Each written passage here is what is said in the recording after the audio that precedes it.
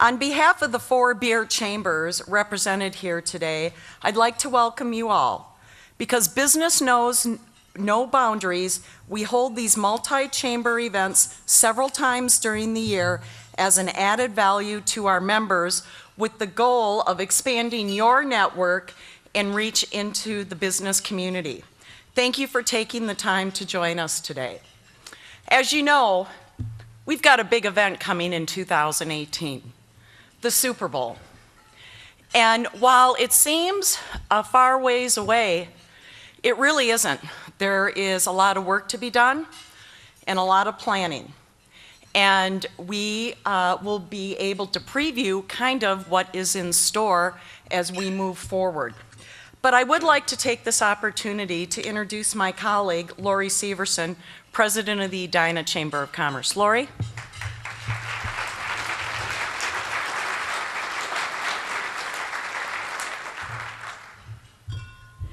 Maureen, thank you. Thank you all for attending this morning. What a great turnout.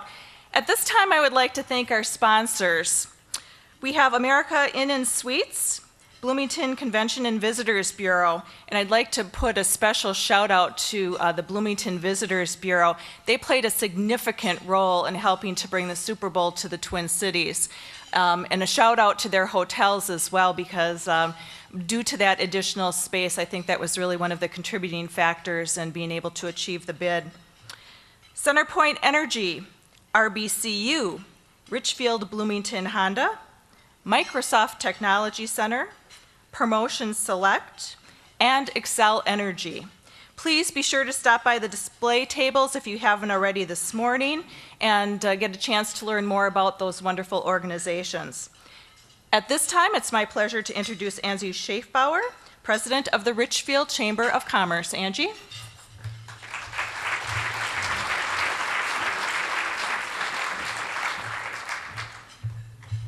Good morning, everyone, and on behalf of the Richfield Chamber, I'd like to welcome you here to this fantastic event. I have the honor today of introducing our speakers. We have had a slight scheduling change as we only have 2 of our speakers here today. Michele Kelm-Helgen was unable to join us. First, Michael Langley is the founding CEO of Greater MSP, the Minneapolis-Saint Paul Regional Economic Development Partnership. Greater MSP leads global promotion, regional strategy, and project management for economic growth and job creation in the Minneapolis-Saint Paul region.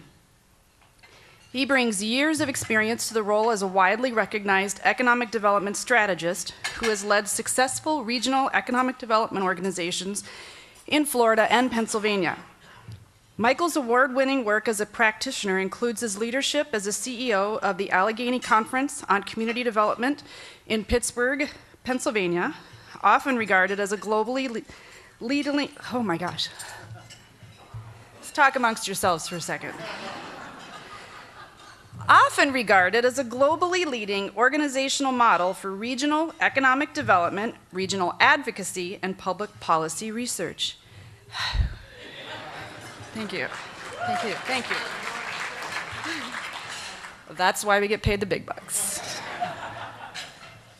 Our next speaker today is Lester Bagley, and he brings more than 2 decades of public affairs and communications experience to his role with the Minnesota Vikings as Executive Director of Public Affairs and Stadium Development. Currently in his 10th year as Vice President, Bagley oversees the team's public relations, public affairs, community relations, and charitable giving initiatives. In May of 2012, Bagley led the organization to its biggest victory off the field when he helped secure financing for a new publicly owned and operated stadium for the state of Minnesota and the Vikings. In 2014, Bagley led the Vikings' efforts to secure Super Bowl 52, and I almost had to choke on the Roman numeral, but they wrote it in the number, Super Bowl 52 in 2018 in Minnesota. And I think I'm supposed to have a video cued. No? You're good. Oh, I'm done. Ha, thanks. You're good. Thank you, Angie. Lori, I just want to tell you, these 3 chambers of commerce, Richfield, Edina, and Eden Prairie, are just stellar organizations, and I couldn't be more proud to affiliate with you three. You are wonderful, wonderful people, so thank you so much. Let's give them a round of applause.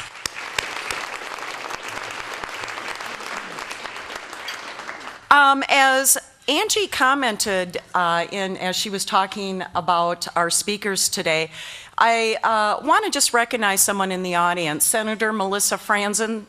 Melissa, do you want to stand up?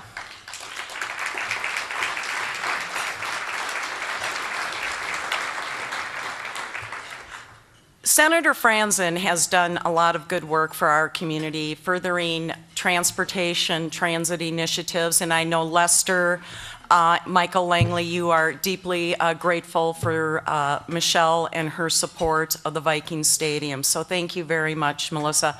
It is a true pleasure and an honor to be working with you over at the state legislature. I'd also like to acknowledge, Todd, do you have food in your mouth? Okay. Todd, can you please stand up, our president and CEO of the Minneapolis Regional Chamber of Commerce? It's the one time I can put the boss on the spot. I love it. I love it. Well, again, we have a very exciting program for you this morning. So without further ado, PSAV, our AV, you guys are awesome, and I want to thank you for all your hard work. So guys, let's hit it.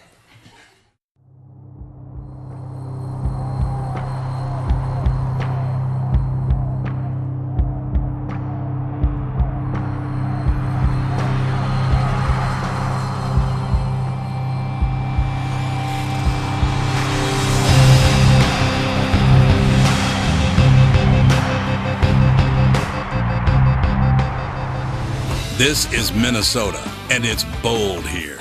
In fact, we're built for the bold. It's in our DNA. We create, we deliver, and we wow. Ask our 19 Fortune 500 companies. Ask food freaks, fashionistas, fitness fanatics, and night owls. They'll all tell you the same thing. Minnesota has so much to offer. More theater seats than anywhere outside Manhattan. That's bold. A sophisticated system of skyways and light rail, even bolder. Innovative creativity, big experience know-how, and amazing infrastructure created by a one-of-a-kind public-private partnership. And of course, the boldest stadium in the NFL, supported by the entire football crazy state. We're built for the bold up here in the great state of Minnesota. And we can't wait to showcase all that we have to offer for the greatest event in the world.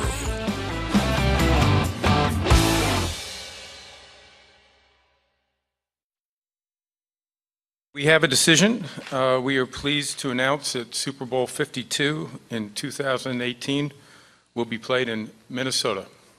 Congratulations.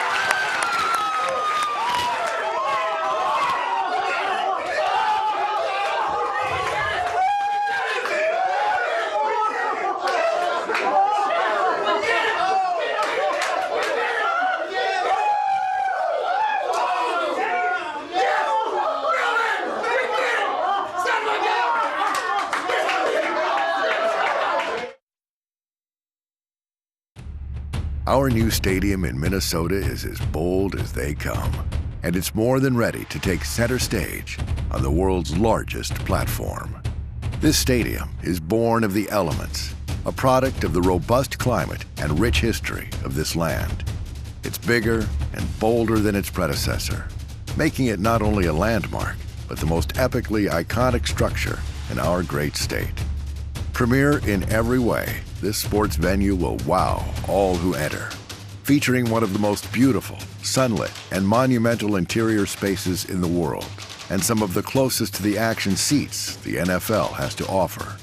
Not to mention a stunning view to the sky, thanks to a transparent roof and 5 of the largest pivoting glass doors in the world.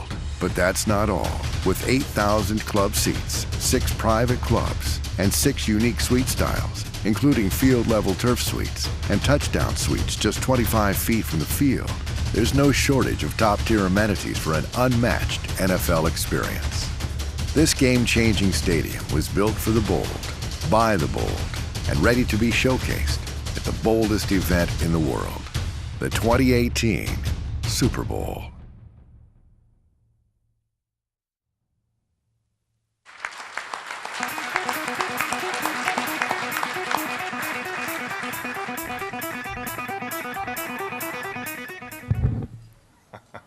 You can play it. It's game day.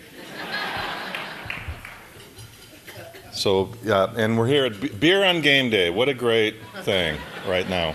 Thank you very much. Thanks, Maureen, and all the chambers. We enjoy and appreciate our partnership and our work and your work in the community with the business leaders and at the Capitol, and just couldn't be more proud to be a partner to with the business community and the business leaders in the room. Very exciting, as I said, game day, our first of 2 seasons at TCF Stadium, so we're gearing up, getting ready to go. Very exciting training camp, lots of good buzz behind the Vikings with our new head coach, Mike Zimmer, pretty no-nonsense guy, and he's going to be running the defense, and we got Norv Turner, who has been a 3-time head coach, a couple Super Bowl rings to run our offense, and so we're very excited about the new coaches, and got a lot of great talent on the team, a lot of young talent, as well as some great veterans. So very excited about where we stand. I think it's not too bad to be kind of in the second tier in terms of national media, thinking, well, the Vikings will be in the second tier this year, but I think we're going to surprise some people. We're going to have a very good team. Remember last year we only lost, not to go back, but we lost 5 games that we were leading with 1 minute left to play. Actually lost 4, tied 1, but we had we weren't able to close those games out. So I'm hoping that and thinking that with our new defense and our new leadership, we will be able to close those games out. So yeah, it's been a busy off season. It's been a busy working on that stadium. It's less than 2 years to go. It'll be open and operating, so everything is on track. Michele can't be here today. Michele Kelm-Helgen, she's our partner in this stadium business, because she is. We had an all-night meeting, and fortunately, I did not have to sit in on that. But it went till like 4 o'clock in the morning, so she just declined to step up without sleeping. So we told her to get some rest and that we'd catch up to her. But things are going well. But we've got never a dull moment at the Vikings. We got Chris Kluwe, we got birds, and now we got the name of the Washington football team. That's the latest. So you actually have to stand in line to kick my butt. Okay, so all right. So anyway, so the Super Bowl, what a great thrill, and that video of the award was. Of course, we fell for it. It's like, sure, you can put a camera in here. We'll be calm, cool, and collected. We didn't really know what to expect. We didn't really think we were going to lose, but I don't know that we expected we were going to win either. It was just we brought forward a great story about our community, and we delivered it, and they bought it. So it was very exciting. But the videos that you saw up front were the part of our presentation. We had 15 minutes in front of the 32 owners. Our audience was 32 NFL owners. So while there were some exciting things in those videos, they were designed to appeal to the ownership of the NFL. It was an ownership vote. And while working with Melissa and working at the Capitol, it's at least a little easier to understand how votes are taken at the Capitol, most of the time anyway. But you have to put your name next to your vote. But in the NFL, it's a secret ballot. So we had to rely on the word of owners, and that was a complex part of the project. But anyway, a great team effort. Michael with his organization, Michele Kelm-Helgen, the Stadium Authority, Meet Minneapolis, the business leaders.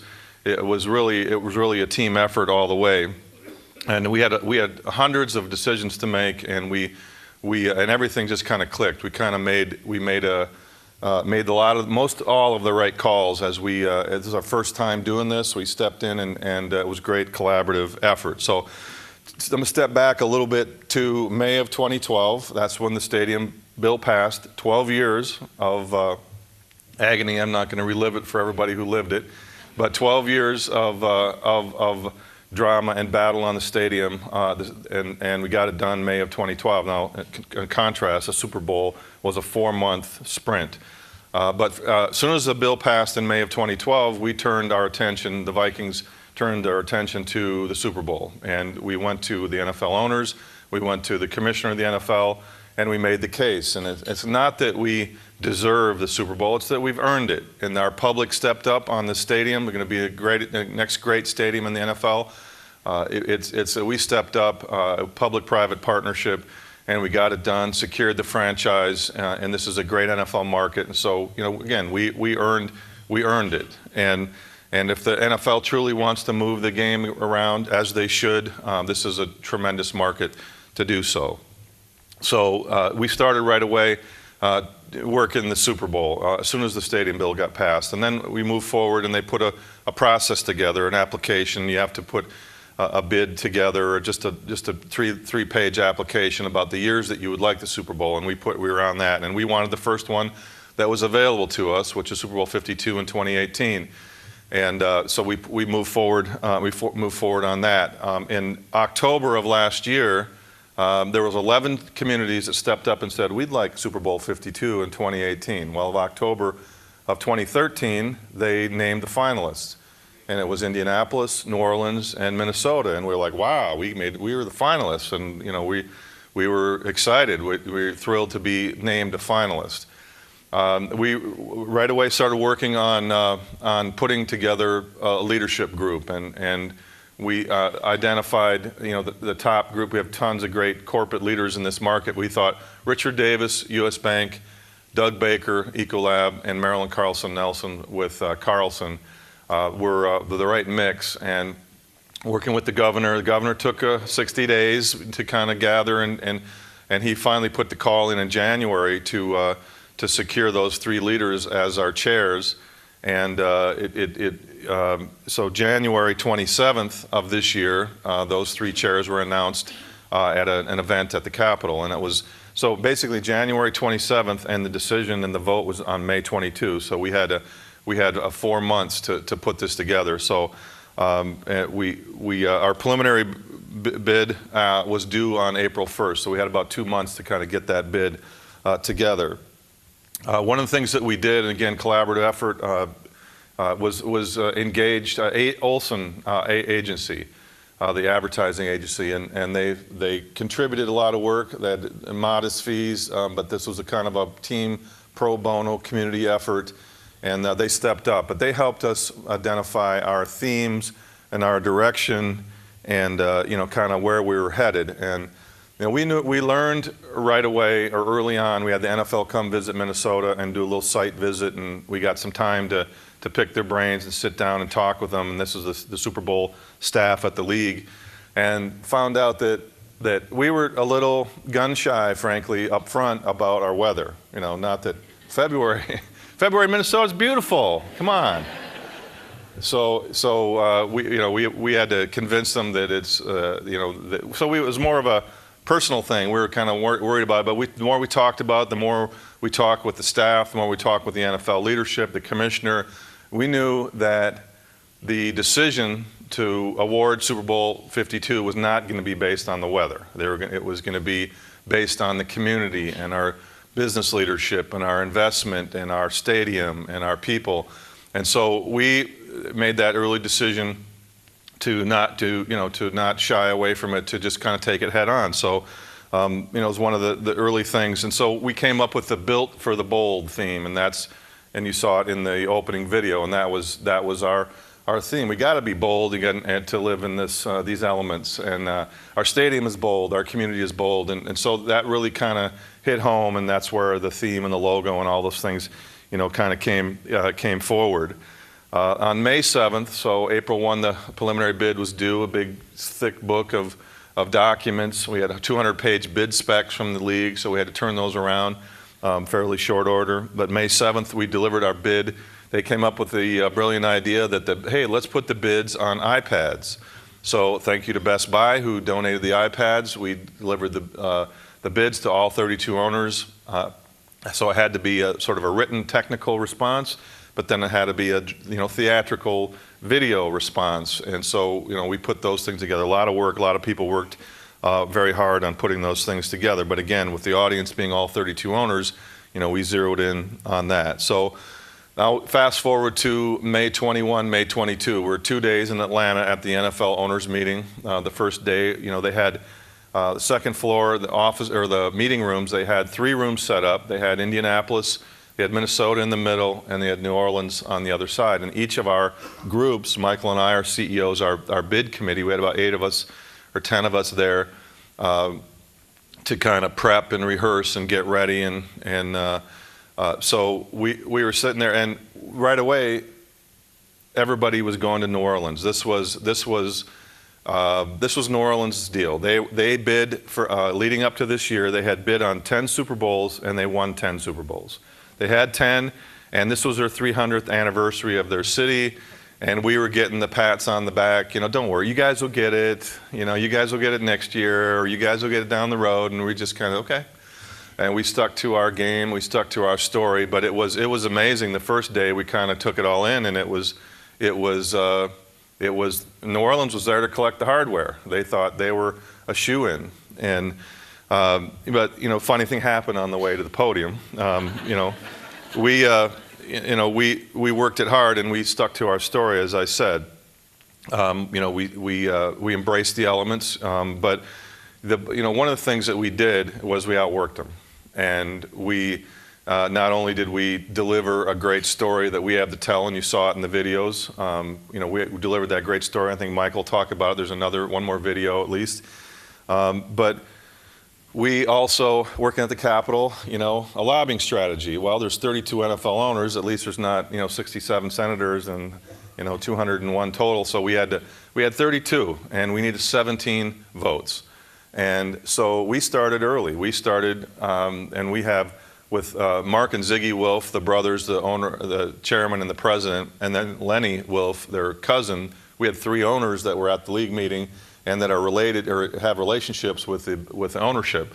So we had 3 owners to cover ground, and I gave them assignments, and we regrouped, and I said, don't put them on the yes list until they look you in the eye and tell you yes, because we heard stories from Arthur Blank in Atlanta who said, yeah, it's a secret ballot, but I went around and talked to the owners. They said, yeah, Arthur, we're with you. Great, you're gonna get the Super Bowl. He went up and he got 4 votes. He's like, what happened? So they didn't follow through on their votes. So we took it seriously.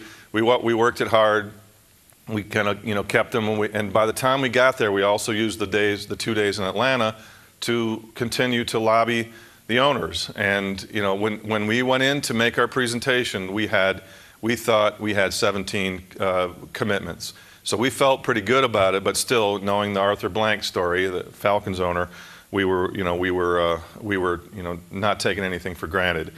But we also would talk to owners that would say, I've never heard from the owner of the Colts or the owner of the Saints, and you're the only one that called me. So yeah, I'm voting for you.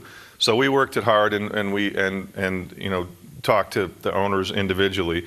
As I said, we stuck to our great story, and it's a great community, a corporate engagement, our hospitality, infrastructure, our airports, and the new stadium. We just kind of hammered that theme, and you'll see in the video that Michael will talk about is one of the key things was our corporate leadership and our CEOs, and we had everything's very structured. We had 15 minutes. We could only have 5 people in the room, and Doug Baker was traveling, so we had 2 people could speak.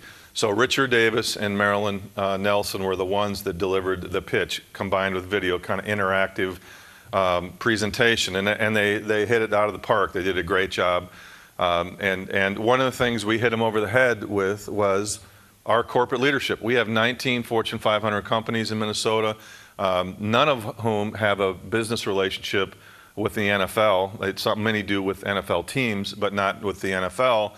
And so come to Minnesota, we've got this great environment, and we have CEO leaders that are engaged. One of the things a very high regard for Richard, Doug, and Marilyn, but one of the things that Richard and Doug and Marilyn did was get commitments from corporate leaders. We had a couple of Super Bowl fundraising events, just kind of community events, and then they asked for commitments. And within 10 days, we had commitments in excess of $30 million from our corporate leaders. We had 12 companies step up and say, I'm in for $1.5 million, not even knowing what that means and what they would get for the $1.5 million. But we had 12 founding partners that stepped up, and it was very, very impressive. I think a testament to the fundraising of our chairs, but also to our corporate leaders. So that was something we delivered, and we trumped hard on at the owners meeting, that we got the corporate leadership, we've got commitments, and great community, and we're ready to go. And I think that's really the things I wanted to cover. I'll cover a little bit for Michele, just in terms of the event itself and the stadium and how it's going to shake out. And the Super Bowl used to be a game, then it became a weekend, then it became a 3-day weekend, then a 4-day event, and now it's a week-long celebration. It's become a major effort, obviously. There's a number of events that Minnesota will need to put together and that we needed to commit to and fund. And by the way, we thought we made them think Aspen, not frozen tundra, on our winter theme.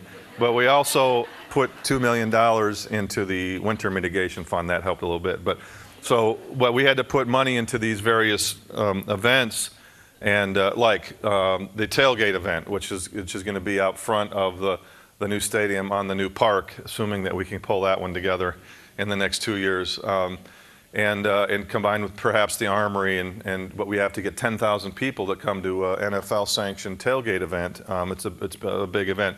The convention center would likely host the NFL experience. Nicollet Avenue is being renovated, and thanks to the legislature, they put some money into that, and that's going to be widened and upgraded and retrofitted, but it will be Super Bowl Boulevard, and Super Bowl Boulevard will be the epicenter of the event. That's where all the people will come. We expect to have 1 million people on Nicollet Avenue the week leading up to the Super Bowl. So that's going to be kind of the center of the action, and we're going to have indoor, outdoor opportunities up and down Nicollet. So those are some of the things that we have to fund and commit to paying for. There's hospitality, NFL House, there's NFL Honors, which is their television awards show. That'll likely be at the Ordway. There will be the Taste of the NFL. We'll have the media center. We'll have a media party. The Mall of America in Bloomington stepped up big time to be part of the effort, and we'll have an event or two at Mall of America. The hoteliers stepped up. We'll have events at the hotels. We also have a commitment from St. Paul Winter Carnival to time it with the Super Bowl, have an ice palace that with the NFL logo on it, which will be a showcase for the event. And also happens that the Winter Olympics start the week after, and NBC is covering both the Super Bowl in 2018 and the Winter Olympics. So look for some tie-ins between those two events. So, I think that's probably enough from me. I'll be happy to answer any questions, but I think there's a video that's going to run, and then Michael will give you kind of what you really need to know. Thanks very much.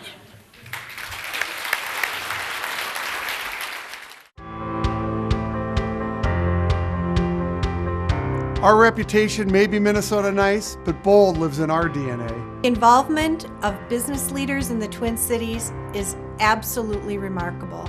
I've never seen anything like the level of commitment and involvement that business leaders here bring to a thriving economy and great quality of life. And we will bring that commitment to the Super Bowl. We're proud because Minnesota is a great place to live, and the Twin Cities offer an incredible variety of things to do. And for us, having the Super Bowl here would be an opportunity to showcase all the resources that Minneapolis-Saint Paul have to offer. When I think about the Twin Cities, I think about great companies that are always willing to step up. We've seen that with the Viking Stadium. We saw it again with the All-Star game that's coming this summer to the Twin Cities.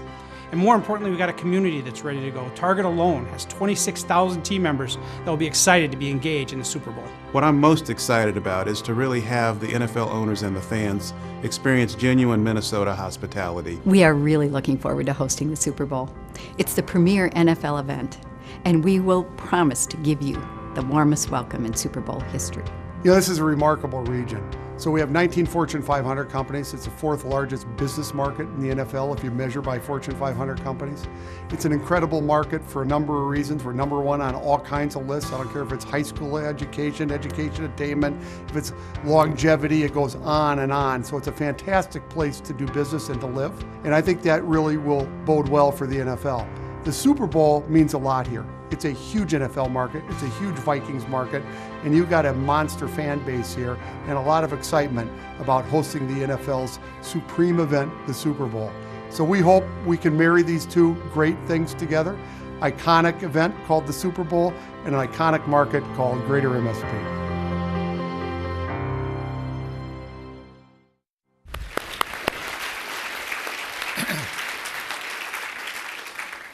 Good morning. What a great job those folks did on that video. Doug Baker, an Edina resident, right? Who's one of our co-chairs along with Richard and Marilyn. I'm honored to be here this morning to clean up after Lester like I do a lot these days. No, it's great to be at the beer group. I'll take the bait and talk about that as well. Yesterday, Lester and I were at the wine group. That's the Winona, Isanti, New Brighton, Excelsior Chambers. So, you know, beer and wine, we'll do it either way. Seriously, this is a great opportunity to talk about what this really means to our economy and to our community.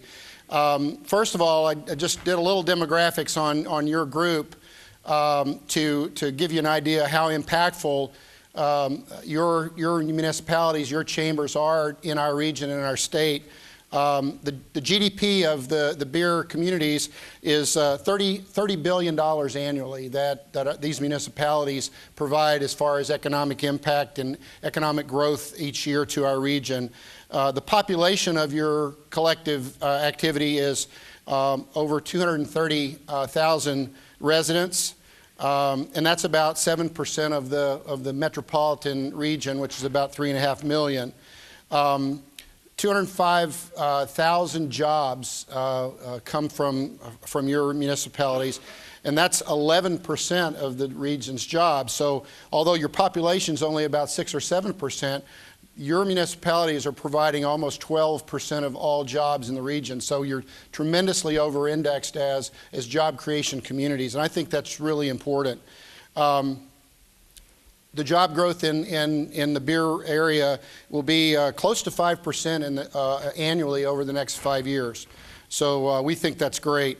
You have 5 Fortune 1000 companies located, headquartered and located in the municipalities. So that's really impactful. And so when we get a chance to come and tell you the story about how important the Super Bowl is, and events like the Super Bowl are to our region, they're really no more important than the fabric of the community, which is your businesses, small business, medium-sized businesses in these communities. What I want to talk a little bit about is that impact and a little bit about next steps. So as you can see, the good news is Richard, Doug, and Marilyn have committed that they're going to continue and lead the host committee. Now we go from a bid committee to what's called a host committee. We signed an agreement when we accepted the responsibility to host the Super Bowl at that day when we all jumped up and down like crazy people. But it's a real obligation and it's a legal responsibility to host the event. So we're forming a new 501c6 and probably C3 subsidiary to that, which will be an ongoing host committee for Super Bowl, but potentially for other major events like follow-on Super Bowls and other major regional events in the future. We think that's an important element of coming together as public, private, and institutional leaders working together, and that was what created the success that we had here. In addition to those official chairs of the board, Mark and Ziggy have agreed to be honorary chairs. There'll probably be some other notables and potential celebrities that will also be asked to have an honorary chair role. All of those companies that Lester talked about that have committed significant resources up front to pay for all this, they'll also have obviously a place on the host committee. as well as our chamber organizations. Your chamber organizations through the Minneapolis Regional Chamber were a part of this bid. They contributed to the effort that we needed, the money that we needed to put on this bid, to create the videos, to do the work. And so you guys are on board. You have a place at the table on the host committee, which I think is really important. We get a lot of guidance from the NFL for the next 3 to 4 years. We are going to be in the process already of starting interviews to hire a leader for this host committee. Lester and I stacked hands early on and agreed neither one of us were going to do that. We've both got great day jobs, but we are looking for a significant, credible leader who knows how to navigate our private sector, our government, and our institutional leaders in the region to step up and really be a strong leader for the host committee going forward for the next 3 to 4 years. And that search is underway. A lot of the benefits of being a part of the host committee are going to be self-evident to folks. There are going to be so many opportunities to get your brand and your name and your messages out, not only to local audiences and state and national audiences, but on a global scale. So we think this is a huge way for us to leverage this event for our economy and our economic growth overall. It's going to cost a lot of money. I think the $35 million estimate is probably even a little low. It'll probably be more ultimately in the neighborhood of about $40 million. As you heard Lester say, the good news is the biggest chunk of that's already been committed to. So we'll have some more events. There'll be some parties, some golf tournaments, some galas, some other ways that we'll raise money to pay for all this. But ultimately, the private sector has taken a significant leadership role. Next slide. So what does that translate into impact? Well, as an economic developer, occasionally we do use economic impact studies. I think, there's lots of understanding on kind of both sides of the argument whether economic impact studies really are valid or not. I will say that they are necessary to make sure we do a good job of understanding what kind of return on investment we get from different expenditures, whether they're public or private. So economic impact analysis is one way to measure that. It's probably over $300 million of benefit to the region. We know that, for instance, Indianapolis, in their Super Bowl, they calculated not from an economic impact study, but from actual tax receipts, about $50 million in additional tax receipts net that they had in their region as a result of putting on the Super Bowl. So we know that a lot of people are going to be coming here. Potentially over 100,000 people will be coming here from outside the region to participate in that week, and they will be spending a lot of money in our restaurants, in our stores, and living in our hotel rooms during that time. So we're very excited about that. 5,000 media folks will be in town for the event, and that's a huge opportunity for us, for earned media, to get our story out. From the standpoint of media impressions, I think it says there are over 1 billion or billions. Just so to give you a gauge, so every 1,000 media impressions, it was worth about $12 of what you'd have to pay for it, right? So if we as an economic impact or an economic development organization, or you as chambers, if we want to get the word out about our communities, it costs a lot of money to do that, but for these kinds of opportunities. So I can tell you, for 1 billion impressions, that's globally, people hearing the words Minneapolis-Saint Paul, Minnesota, all the great aspects that we're going to be able to tell our story about. For every 1 billion impressions, it would have cost us about $12 million to market ourselves for that kind of feedback that we're getting for this. So we're really proud of this. We're going to be needing a lot of volunteers. I think most of you in the room will probably get asked or tapped through the chamber or through your own businesses to get involved in the activity. And what a great way for us to tell our story to a global audience. I got a call at 2:30 in the morning. I was in Japan, and I heard my phone go off. And this was back in right 1st of March. We were over there thanking companies like Olympus and Matsuura for making investments in our region and creating jobs here. So we were over visiting some of our client companies and prospect companies over in Asia. And so I heard the phone ring at 2:30 in the morning, and I thought it was my alarm. And so I got up, and I saw two things. It said, missed call, Richard Davis, and then the phone was ringing, and it said Doug Baker. So I figured, I think I better answer this one, even though it's 2:30 in the morning. And so I answered the phone, and it was Doug, and he said, what are you doing? Where are you? I said, I'm in Japan, Doug. He goes, oh my gosh, what time is it? I said, it's about 2:30 in the morning. He goes, well, why'd you answer the phone? I said, because it said Doug Baker. So I said, what's going on? What can I do? And he goes, you've been drafted. And I said, drafted? By who? And he said, by the NFL. I said, well, what round did I go? He said, first round. He said, we need your help. So as Lester was talking about, that's when we were kind of putting the team together. And so, it was just an honor to be picked to be a part of this. I can tell you that working with Lester in particular, but also Michele and Melvin and all the CVBs, Bonnie in Bloomington as well, it's been a wonderful experience. And I want to take this opportunity to thank this guy right here for 12 years of hard work to bring this about. If it wasn't for Lester, it wouldn't have happened.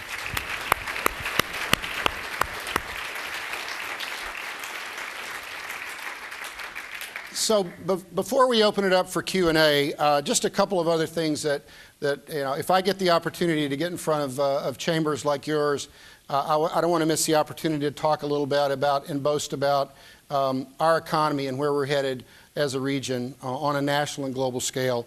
So, our expansion post Great Recession here in the Minneapolis-Saint Paul region is in full swing. When I moved into my home in a condominium overlooking kind of the downtown Minneapolis area, but actually I can see from kind of the west all the way around to the southwest. So about 300 degrees I can see around in different windows and patio. And I can tell you about 2.5, 3 years ago when Julie and I moved in there, I looked around the horizon and there was one construction crane 3 years ago. This morning when I got up and looked around, there are 38 full construction cranes just in that area of the suburban areas and in the city. So I can tell you that our economy recovery is in full swing. And this translates into capital investment, it translates into job growth, and I think that we're on a recovery that's going to be sustained, and the statistics would show that. Our GDP grew last year by 4%, which was 1.5% above the national average of 2.5. Projection this year is our GDP will be about 3.5%, and then 3.9% next year. So we're continuing ahead of the national average in terms of the growth of our economy. It will level out over the next 5 years. We think that it'll probably level out to about a 2% average growth rate. Our unemployment, as you've heard, is amongst the lowest in the nation, and as a metropolitan region, it is the lowest in the nation. We had the lowest unemployment at 4% last month. I predicted in January that we might dip below 4% this year. I'm still keeping that prediction, and we would be the first metropolitan region and large metropolitan region in the country to go below 4% unemployment since the recession. The keys to the success are primarily workforce, the economic diversity that we have here, and our culture of innovation. Those are the three critical elements why the Minneapolis-Saint Paul region in Minnesota are excelling economically now compared to other areas. Housing is another bright spot. In terms of properties clearing the market, they're doing so 3 times faster than 3 years ago. So as I think you all can recognize that, prices are outpacing the national average as well. So I'm proud to be a part of this team that was able to bring this great event to our community because I think it's really important to all of us. It's really important to our future as a region, to our economy, to our business community, and it really gives us the opportunity to continue to claim that leadership as a globally leading region, and we are leading the world in many, many ways, and I'm proud to be a part of that. So thank you for allowing Lester and I to be here this morning. Congratulations to all of us for the win, and we look forward to working with all of you for the next 3 years to make this the most successful Super Bowl in history. Thank you.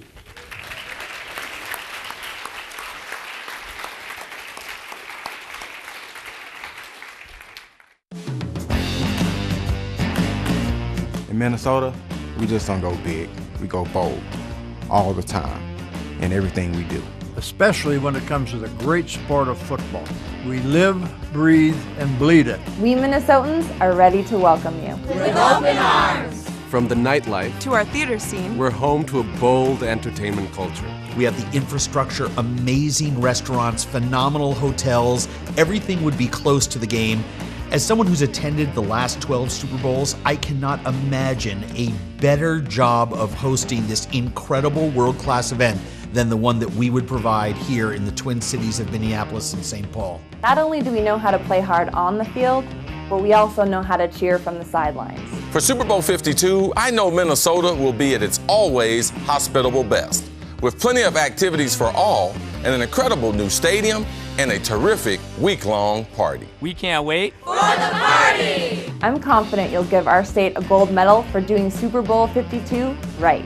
Richard and Marilyn, boldly back to you.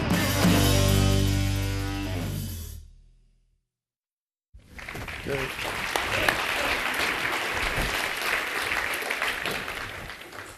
Well, good morning, everyone. My name is Pat Mulqueeney. I'm the president of the Eden Prairie Chamber of Commerce, and probably the only time I can say I'm accepting the microphone on behalf of Richard Davis, so thank you, Chris Carter. I'm going to help facilitate our Q&A, so if you have questions, please raise your hand. I'm going to start with the question we got right away after the announcement at our office, and that was, how do local businesses go about trying to capitalize on that opportunity? And I understand there's ways vendors can make proposals, so I don't know which one of you want to take I can start, and Michael can clean up as he does. But there's going to be opportunities for participation, and that's one of the things that we want to communicate, that there's a lot of people that want to help, volunteer, participate on the business side. But we have to put together an organization, and Michael talked about first things first. We need to hire a leader and start to organize a board and a business. Basically, a $35 to $40 million campaign over 3.5 years is a business. We have to put together a medium-sized business, and part of that will be procurement, partnerships, vendors.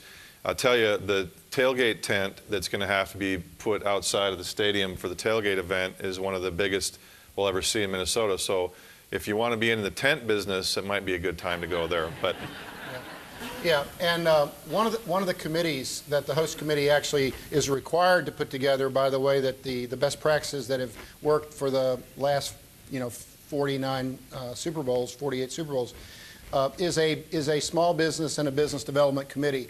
So for, say we spend $35–40 million putting this on as a community, the NFL and the NFL sponsors that are going to be coming to town to be a part of this, they're going to be spending hundreds of millions of dollars on this major event. So there will be significant business opportunities for many of our companies, local companies, to participate and to provide services and goods for this major event. So, and the host committee will be have a clearinghouse, so to speak, to help manage companies' participation in that. Great, thank you. Questions from our audience? Yes. Do you have a deadline on when you might anticipate your CEO or your leader will be hired? So the question was deadline on the CEO. Yeah, the process of beginning interviews is actually starting right now. In fact, Doug Baker is kind of taking the lead of the chairs on that particular element. And we're saying right now between the next 2 to 3 months, we're hopeful that we'll have that person selected and announced. And then probably initially 3 or 4 other staff positions that need to be filled immediately.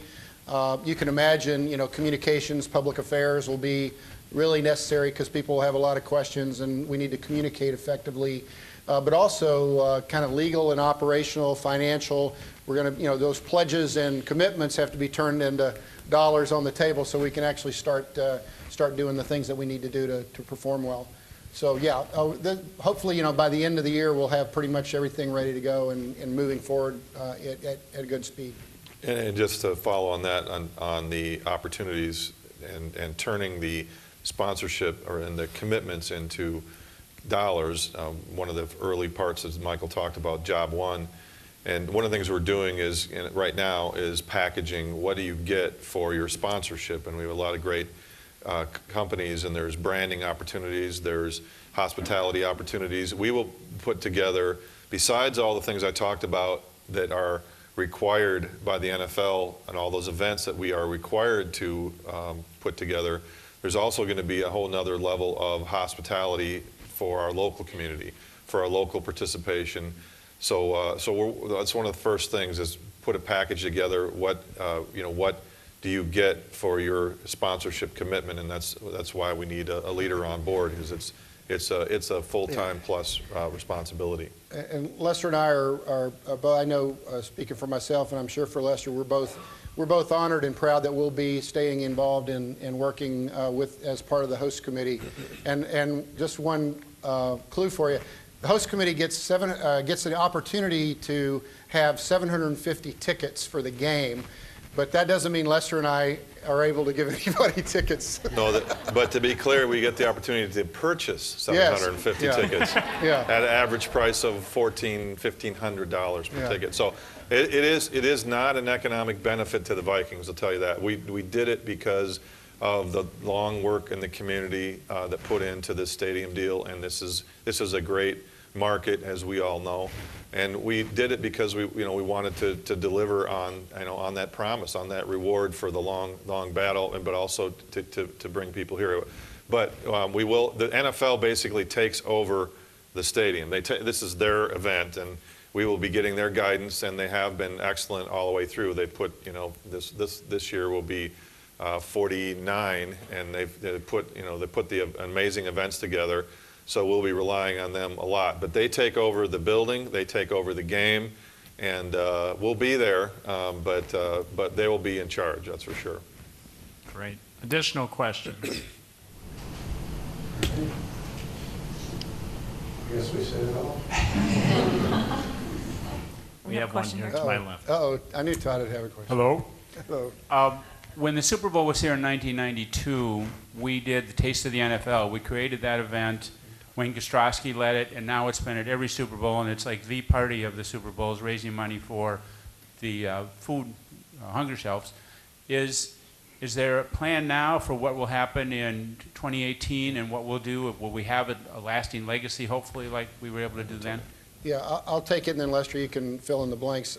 So part of the requirements of our bid, and the NFL is very dedicated to this, that every community will have a legacy project as part of their Super Bowl, and in fact they match the NFL will match over $1 million of their money to help the community in terms of legacy projects. So our legacy project, and Marilyn Carlson Nelson says it better than anybody. Of course, she was involved in 1992.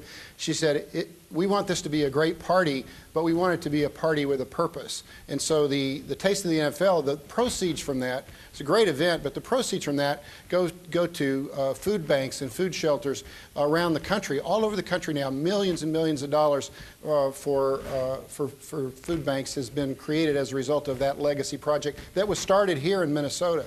So for our project for 18, ours is the theme of a youth and coaches clinic for all youth athletes, not just football, but for athletes and young people in general, and not just for safety, but safety is part of it. Of course, the NFL is very dedicated now to solving the issue of head injuries and concussions.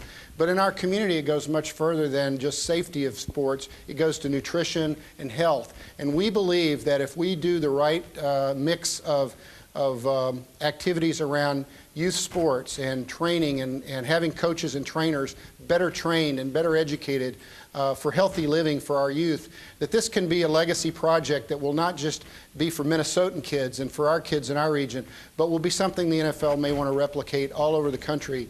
And we would have started it here in Minnesota. So we're really dedicated and proud of the opportunity to put this legacy program forward for youth health and wellness. Great. Another question. We're just coming off the MLB All-Star Week in July, and I have to say, I don't know, maybe it's just me, but there wasn't a lot of media coverage on the Minneapolis-St. Paul story. Can you promise that we're going to do a better job in 2018? No offense to the MLB, but. Yeah, and we actually talked about that, and a similar point was made by our co-chairs in a discussion about, because we met the week leading up to the All-Star. I think they did a good job the last sort of 3-4 days, and got the word out a little bit, but we noticed that, and we learned from that, and as we do, the Vikings always learned a lot from the Twins. We followed them at the Capitol, on the stadium, and they've done a great job with their ballpark and their organization. But yeah, there's some things that we can definitely do better. It's a different event too. I mean, MLB All-Star Game, you could tell when Glenn Perkins came in at the end of the game, the ovation that he received, that the stands were probably 2/3 full of Minnesotans. And the Super Bowl is a completely different animal. We'll get 100,000 people come up from outside of the market that come in for the game. The game will hold about 70,000. We'll get our stadium up to about 70. For the capacity for regular season will be 65,400. But for the Super Bowl, we'll have it 70,000 plus, and we'll squeeze people in there. But again, 100,000 people come into the market. Michael talked about the media members, the 5,000. That kind of gives me the willies, actually, 5,000 media types walking through our community. But we need to work with those folks, and we need to be intentional about it, and that's part of hiring, building this business, if you will, this campaign, and putting somebody in charge of communications and public affairs that will take that on. One of those missions that we need to accomplish is to get the word out about our great community. But we'll work on it. Yeah, let me add just one point on that. Just in terms of comparison, in terms of the amount of work and the length of the work that goes into the All-Star Game versus a Super Bowl, both great events, both really good and positive for our community. But there were probably less than 1,000 media here for All-Star Game. So think about 5 times the impact. And we have obviously opportunities between now and 2018 to work together to bring it to a crescendo.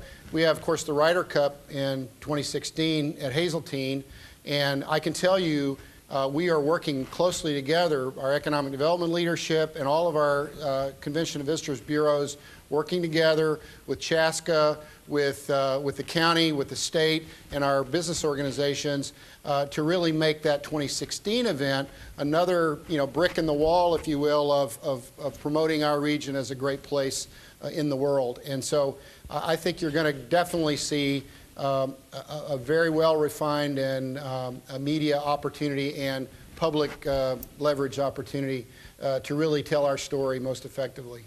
Just one quick follow-up on just the events that are going to come to this new building, this new stadium. It's going to be outstanding. We're a finalist for the NCAA Final Four. Michele would talk about that if she were here. She's part of the effort to bring the Final Four back to Minnesota. They love coming here, but they stopped coming here because of the building got outdated with the Metrodome. But we'll get the BCS College Football Championship here. We're going to all these great events, and this is going to be a new spotlight shine on our community and our region. And we didn't really say it up front, but you can tell from the messaging that this was not a Minneapolis. This is not Super Bowl Minneapolis. We were up against Indianapolis and up against New Orleans, but it was Minnesota.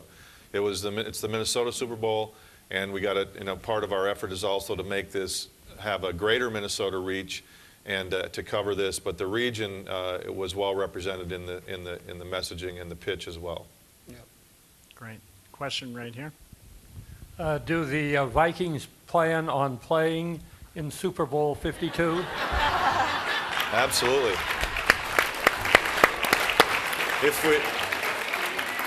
We actually plan on playing every one until then too, but three-time defending champs. Right, at that time. But there's actually never been an NFL team that's played in their host city's Super Bowl, and obviously never won it because no one's ever played in it. So, so hopefully, we'll be on that track. Very excited.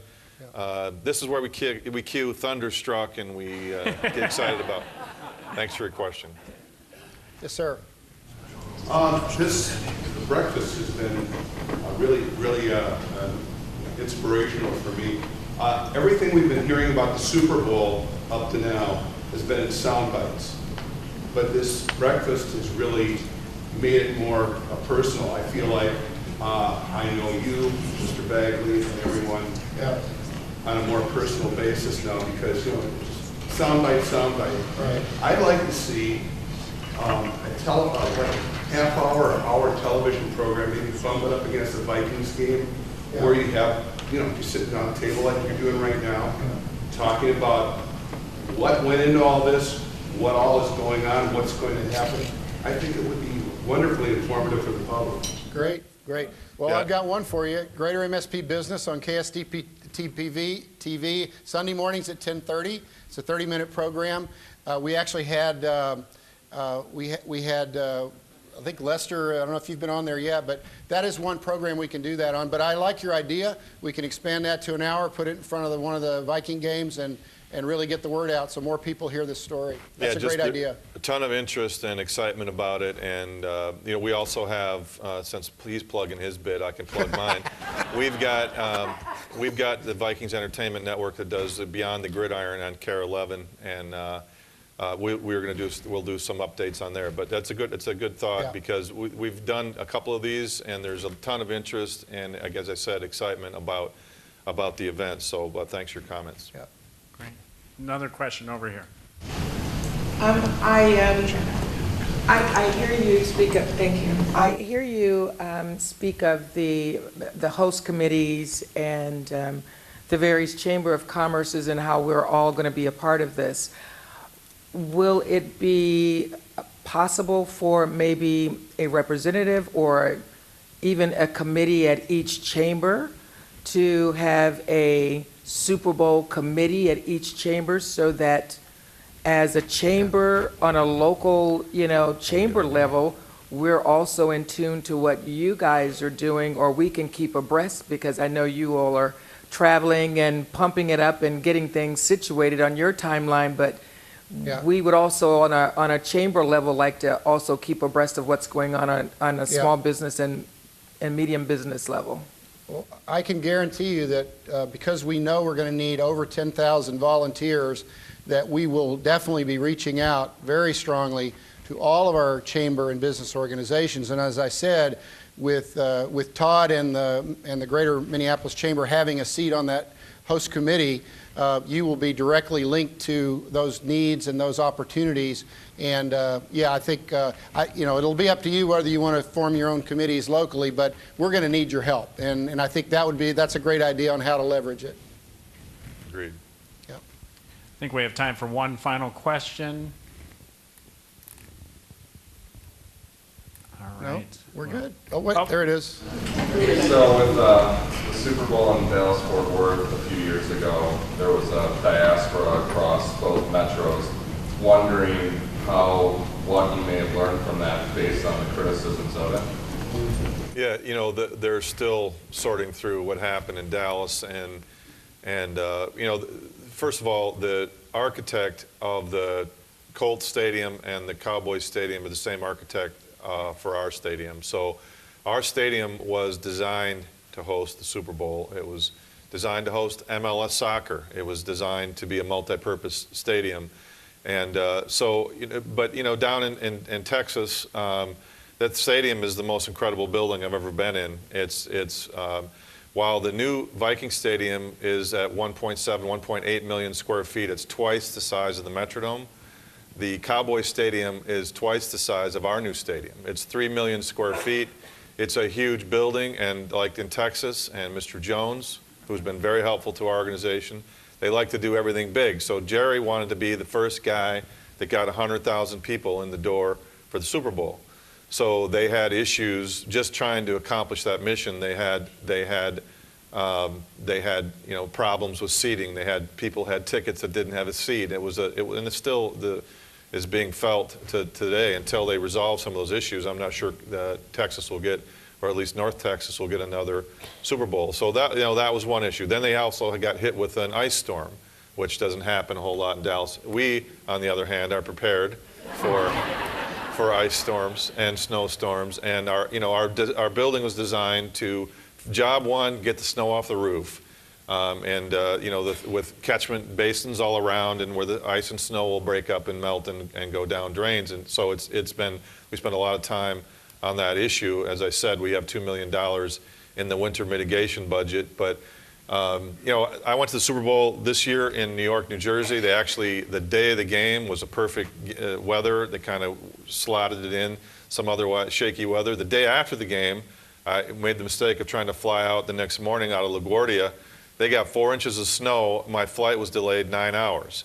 We know here, and one of the strengths of our bid was our airport. We do winter well. We don't bat an eye after 4 inches. So some of the issues in Texas, the weather was unfortunate. The seating issue was just a disaster, a complete bad decision. But overall, I mean, we learn from mistakes, and this is a partnership with the NFL. They will guide us, and they know what they're doing with Super Bowls. But great community, and we really delivered. And the NFL owners saw for the first time the vision of the stadium. The stadium still, as I said, 2 more years to go, but it's going to be a great stadium, and it's going to be. We're accounting for as much of those things as we can. Okay, good. All right. Well, I'm going to wrap things up, and let's give our speakers a round of applause.